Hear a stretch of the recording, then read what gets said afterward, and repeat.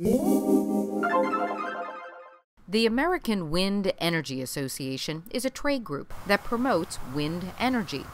It holds informational and promotional forums like this one in Lansing, discussing things like community engagement. Community engagement is really critical to this whole process. It welcomes the media. It gave Michigan Capital Confidential a press pass, but 5 minutes later, the group's public affairs VP changed his mind. When we stopped videotaping, he grabbed our camera and asked us to leave. He said CapCon lacked credentials, despite the fact that it is a member of the Michigan Press Association, and its work has been recognized by the Society of Professional Journalists. CapCon has written about wind energy in ways that don't reflect the group's press releases. In the last 2 years, there have been at least 20 stories on lawsuits against the industry and wind's impact on health, the environment, and consumer energy costs. CapCon does seek comment from wind energy supporters, but in most cases, the American Wind Energy Association declines to speak. In the meantime, wind energy opponents are picking up steam. Many of them are homeowners and are starting to see what it's like to have a wind turbine for a neighbor. In the snow from miles away, they held a rally where the forum was meeting. They also did something else. While the trade group was holding its secret meeting on one floor, wind opponents rented a room on another for their informational session, open to all. We welcome media of all types. We welcome people from any facet of the environmental movement. We'd be pleased if Michael Moore would stop in and chat with us. The Interstate Informed Citizens Coalition describes itself as a renewable energy watchdog group.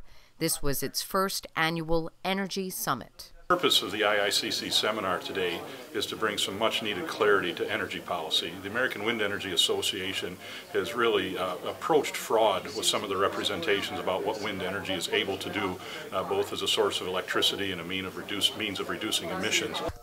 The summit attracted a number of energy experts and analysts. State Representative Ray France was there, and so was the governor's energy advisor. Also speaking was homeowner Carrie Schindecker.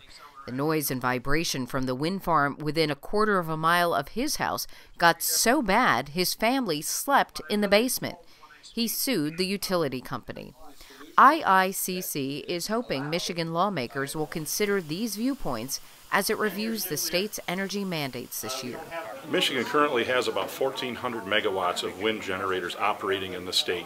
They've cost our ratepayers about $2.5 billion to construct, along with the necessary new transmission lines.